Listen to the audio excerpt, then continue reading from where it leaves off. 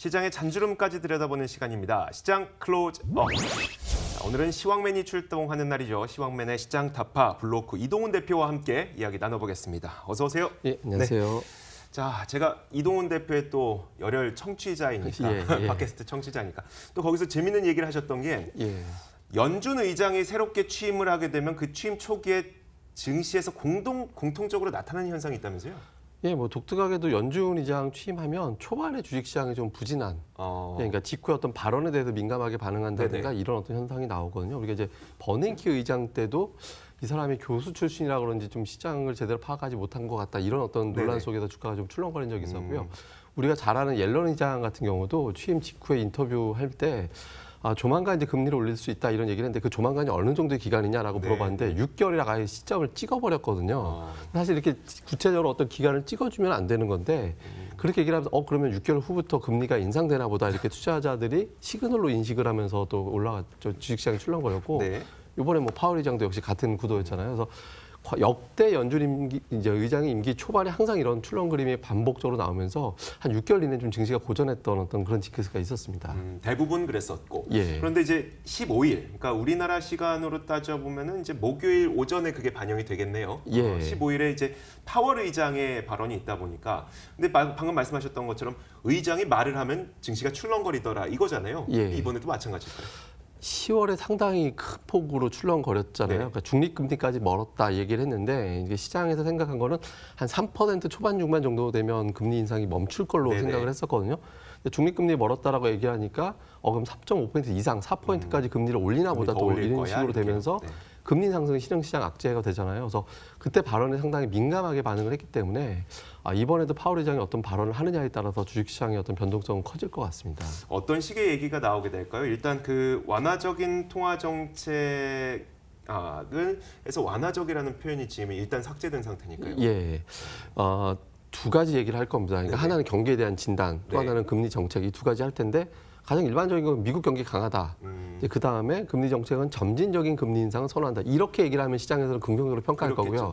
기존의 입장을 반복하는 거 역시 또 중립금리 얘기 나오면서 아직까지 멀었다라는 단어가 들어간다라면 여전히 그러니까 파월 의장의 성향 자체를 매파로 해석하게 되거든요. 그렇게 되면 또 한 번 시장에 충격을 받을 수도 있습니다. 근데 사실 이게 내년도에 3번 할 거냐 4번 할 거냐 차이 정도밖에 안 되는 거거든요. 그러니까 한 차례 정도 차이가 되긴 하는데 워낙 금리에 대해서 민감해져 있는 상태, 그러니까 경기가 좀 하강되는 거 아니냐, 성장률이 줄어드는 상태인데 여기서 금리까지 올려버리면 이중고가 되거든요. 그래서 파월 의장이 과연 중립금리 관련된 발언을 어떤 형태로 할 것이냐에 따라서 시장의 반응은 달라질 것 같습니다. 만약에 중립금리까지 여전히 멀었다라고 얘기를 하게 된다면 금리를 추가적으로 인상 혹은 뭐 내년 4차례 인상까지도 시장에서는 반영을 할 수도 있다 보니까 달러 강세에 의한 증시 하락 이쪽으로 시나리오를 한 가지 잡고 만약에 그렇게 나오지 않을 경우에는 증시가 오히려 반등할 수 있는. 미국 경기 건강하다와 이제 점진적인 금리 인상 이렇게만 얘기해주면 잘 말 안 해주면 제일 다행인 거고요. 그 정도 선이라면 시장에서는 안도를 좀 할 것 같습니다. 알겠습니다. 자, 파월 의장에서 어떤 말이 나오는지 여러분들 지금 저희가 말씀드린 내용들 좀 가슴에 새기고 있다가 한번 보시면서 시장 대응하시길 바라겠습니다. 자, 이제는 저희가 좀 시각을 앞당겨서 바로 내일 있을 이슈를 한번 살펴볼게요. 증선위에서 이제 삼성바이오로직스 부정 회계에 대한 어떤 결론을 내릴지 아무도 예측할 수 없습니다만 예측할 수 없다 보니까 우리가 시나리오별로 좀 대응 전략을 세워야 될 것 같아요. 현재로서는 이제 분식 회계로 결론을 내리느냐 그리고 분식 회계 결론이 나온다면 이게 고의성이 있느냐 없느냐에 따라 달라지거든요. 그러니까 좀 나눠서 생각을 해보면, 그러니까 첫 번째로 고의로 분식회계한 것으로 시장에서 이제 만약에 판단을 하게 된다면 증선위에서 이제 그런 결정이 나온다면 바로 다음 절차로 넘어가게 되거든요. 검찰에 고발이 될 것이고 이 조건 자체가 상장 폐지 실질 심사 대상이 될 것이냐라는 것이 판단이 될 것이고 실질 심사 대상이 된다라고 하면 이번에는 거래 정지가 넘어가게 되고 거래 정지되면서 이걸 개선할 거냐 아니면 상장 폐지로 갈 거냐 이런 또 기간이 나올 거거든요. 그러니까 이런 부분들에 대해서 시장이 상당히 충격을 받을 가능성이 높습니다. 그러니까 시가총액이 불과 얼마 전까지만 해도 4위였거든요. 그러니까 오늘 아침에 개장하기 전에 13위로 밀려 있다가 근데 오늘 개장하고 조금씩 올라가서 지금 8위까지 올라와 있는 이제 그런 상태인데 어쨌든 이 종목의 어떤 주가가 급등락이 나오면서 불편해지겠지만 특히 고의 분식 회계로 결론이 날 경우에는 바이오주 전반적으로 상당히 타격을 줄 가능성이 생깁니다. 그러면 현실적으로 상장 폐지라는 용어 자체가 분식회계라는 게 상장 폐지 요건에 들어가 있지는 않거든요. 네네. 상장 그렇죠. 폐지 실질 심사에는 이제 그 네네. 회계 관련된 내용이 들어가고 있지만 그래서 안 될 거다라는 분위기가 아직까지는 우세하긴 합니다. 근데 만약에 그런 쪽으로 결론이 나게 돼서 검찰 고발 단계까지 넘어가게 된다라면 불확실성이 커지는 이런 형태가 될 거고요. 다음에 이제 두 번째 결론 같은 경우는 분식회계가 아니라고 하거나 아니면 분식회계를 맞으나 실수라는 쪽으로 결론이 날 경우에 그러니까 투자자들이 생각할 때는 이게 주식시장에서는 가장 안도하는 분위기가 될 수는 있을 겁니다.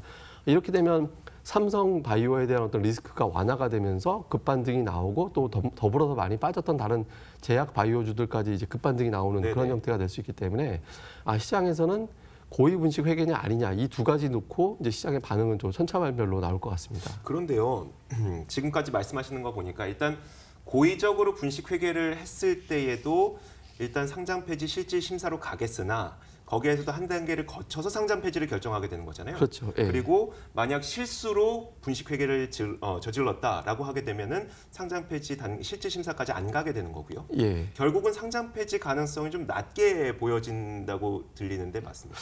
오늘 주가가 지금 삼성바이오로직스가 이 시각에 이제 11% 올라오고 네네. 있잖아요. 그러니까 어제 한 증권사에서 내놓은 보고서가 이 조건은 상장 폐지 대상이 될 수 없다라고 이제 네네. 결론을 내렸거든요. 실제로 이제 상장 폐지 항목을 잘 살펴보고 보면 이제 쉽게 표현, 항목이 한 10가지 정도 됩니다. 근데 네. 쉽게 얘기해서 현재 사업을 잘 하고 있는지 이게 하나가 있고 또 하나는 이제 이 관련된 어떤 회계 관련된 내용을 잘 보고를 하고 있느냐. 예를 들어 네. 감사 의견 거절이 나왔다든가 이 크게 두 가지로 봐야 되는데 사실 여기 내용하고는 상관이 없는 거거든요. 그러니까 이제 경영진의 도덕적인 문제, 네. 그러니까 배임하고 또 횡령하고는 또 상관이 없는 문제잖아요. 그래서 여기에 해당이 안 되기 때문에 상장 폐지 쪽보다는 어떤 이런 과정을 이제 유발을 했던 경영진에 대한 강력한 제재 뭐 이 정도로 나오지 않을까라고 보고 있는 상황이어서 현재 시장에서의 어떤 반응 자체는 상장 폐지 쪽보다는 이제 분식 회계를 일부 인정을 하고 이제 일부 실수 또는 어떤 일부 경영대 부도덕성에 의한 어떤 검찰 고발 뭐 이 단계로 좀 생각하는 것 같습니다. 고의성에 대한 이야기를 하게 될 경우 삼성물산 합병까지도 타고 올라가야 돼서 그게 하면 좀 부담스럽고. 그렇기도 하죠. 그러니까 사실 근데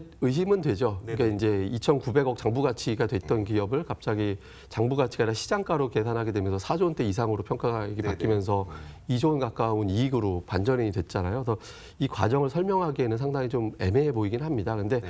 현실적으로 지금 주주가 거의 10만 명에 달하고 있다라는 통계라든가 이제 시가총액 20조 원에 달하는 부분들 이런 파장도 일부 고려가 될 것이고 또 삼성 쪽에서는 끝까지 이걸 재판으로 가서 네네. 결과가 아니다는 걸 입증하려고 노력할 가능성이 높아 보이거든요. 그래서 이 부분이 단정적으로 상장 폐지 조건으로 바로 걸리면서 상장 폐지로 직행할 가능성은 현실적으로 좀 낮아 보이긴 합니다. 알겠습니다. 자, 여기서 뭐 어떤 결정이 나오는데 저희가 주가 전망을 여쭤보는 건 좀 아닐 것 같고 그냥 예. 저희가 셀트리온으로 한번 이야기를 넘어가 볼게요. 사실 셀트리온과 함께 그러니까 삼성바이오로직스가 하락하면서 셀트리온도 동시에 떨어졌는데 그때 셀트리온의 이유는 실적에 대한 부담감이었어요. 불확실성이었었거든요. 예. 어떻습니까? 이 두 가지 때문에 모든 제약 바이오주들이 굉장히 등락이 심한데 앞으로 예. 어떻게 될 것 같으세요?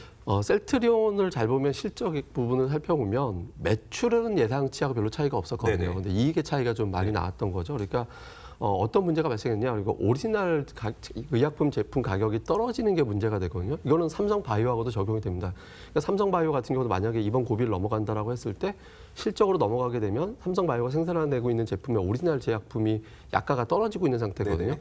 그러니까 실적에 대한 어떤 고비를 또 넘겨야 되기 때문에 그러니까 일단 기술적인 반등, 그러니까 하락에 따른 기계적인 어떤 반등은 나올 수는 있겠지만 실적에 대한 평가는 또 달라질 수밖에 없거든요. 그래서 현재로서는 셀트리온과 삼성바이오 두 종목이 주도주가 되기보다는 더불어서 많이 빠져 있는 그러니까 실적이라든가 연구 성과 대비 좀 억울하게 분위기에 휩쓸려서 많이 빠진 종목들이 있거든요. 그러니까 네. 이런 종목으로 좀 자금 이동하고 그리고 이런 급락 이후에 들어가는 매수는 대부분 다 좀 초단기 매수세가 많이 분산돼서 들어가거든요. 그래서 이런 흐름을 가늠을 해본다면 삼성바이오와 셀트리온 쪽으로 접근해 나가는 거는 단기 매매가 아닌 다음에는 좀 쉽지 않을 것 같습니다. 다른 종목들은 어때요, 그러면? 예를 들어서 이제 해외발 공급 계약의 성과가 있었던 종목들이 네네. 있거든요. 뭐 코오롱 티슈진이라든가 아니면 최근 이제 유한양액이라든가 네네. 녹십자셀 이런 종목군들은 조금 더 이제 뭐 이런 영향이 아니었다면 주가가 좀 버틸 수 있는 상황이었다라고 봐야 되거든요. 네네. 그래서 이런 종목군들의 어떤 반등이 기술적 반등이야 뭐 원인 제공한 종목들이 더 클 수는 있겠지만 추세적으로는 강한데요. 다만 이건 조심하셔야 될 것 같습니다. 그러니까 최근에 시장 동향 잘 보시면 연기금이 이제 제약 바이오주, 셀트리온을 제외한 제약 바이오주를 다 팔고 삼성과 SK 하이닉스만 사고 있거든요. 그러니까 시장의 축 자체가 성장주 쪽에서 실적 네. 대비 저평가 종목으로 넘어가는 구도가 좀 만들어지고 있기 때문에 이런 구도가 만약에 이어진다라면 나머지 제약주들도 기술적 반등 이상을 뛰어넘기 좀 어렵거든요. 그래서 연기금의 행보가 연말까지 지속성이 있는 흐름인지 이걸 먼저 살펴보셔야겠습니다. 네, 그 얘기 좀 더 해주시죠. 그러니까 연기금이 최근에 어떻게 바뀌고 있는 겁니까? 예, 연기금의 최근 동향을 잘 보시면, 그러니까 CIO가 새로 이제 바뀌었죠. 네네. 그러니까 바뀌고 나서부터 첫 번째 판단이 뭐냐라고 이제 시장에서 관심 있게 봤었는데 네. 코스닥을 대량 매도했습니다. 그러니까 1,300억 대규모 매도를 했고요. 네. 그리고 거래소 시장에서도 제약바이오주 팔았거든요. 그러니까 셀트리온이라는 한 종목을 제외하고 대부분 다 제약주를 좀 팔고 있는데 그러고 나서 매수하는 종목은 사실 두 종목에 집중되어 있습니다. 그러니까 삼성전자와 SK하이닉스. 그러니까 네. 이 두 종목은 현재로서는 뭐 하이닉스는 내년도 실적 대비 퍼 3배 정도, PR 3배 정도밖에 안 되고 삼성전자도 나온 실적 대비 과도하게 싸다라는 거거든요. 네네. 그러니까 배당형 종목이라고 이렇게 표현은 돼 있지만 많이 싸면서 시가총액이 아주 높은 종목으로 가고 있는 상태거든요. 그 대신 성장주에 대해서 매도하고 있는 상태. 그러니까 이런 걸 감안해 볼 때 연기금의 구도가 약간 기존보다는 성장주 쪽을 좀 배제하고 저평가되어 있는 아주 초대형 종목 쪽에 집중되어 있는 현상이 나타나고 있기 때문에 시장에서도 이제 매수 종목 접근할 때는 이런 부분들도 감안을 하셔야겠습니다. 그렇다면 지금까지의 전략이 좀 바뀌어야 될 것 같은데 전략도 세워주세요. 예, 현재 본다라면 외국인 투자자들도 약간 비슷하게 삼성전자, SK하이닉스 최근에 매수를 네네. 했거든요. 오늘은 비록 매도긴 하지만. 근데 이 종목들이 갈 때 최근에 더불어서 간 종목들이 테스가 이틀 동안 15% 이상 올라갔었고요. 네. 그다음에 유진테크라는 종목도 이틀 동안 한 5% 이상 올라갔었습니다. 그리고 AP 시스템이 또 LG 디스플레이와 더불어서 강하게 올라갔죠. 그러니까 이 갑에 해당되는 종목들이 추세를 이어진다면 을에 해당되는 종목들이 따라가는 구도가 되고 최근에 수급도 양호해졌거든요. 네. 그래서 이런 종목들의 흐름을 연결을 지어서 좀 관심 있게 보신다면 포트폴리오 구성하실 때 좀 도움이 되겠습니다. 네, 알겠습니다. 자, 저희가 이야기를 나누는 동안 코스닥 시장이 이제 상승으로 전환을 시도를 하고 있습니다. 현재는 한 보합권 정도에서 계속 오를락말락 하고 있으니까요. 이어지는 프로그램을 통해서도 여러 가지 전략 챙겨가시길 바라겠고 저희 탐나는 주식 2PM 여기서 인사를 드릴 겁니다. 지금까지 블루오크 이동훈 대표와 함께했고요. 시청해주신 여러분 고맙습니다.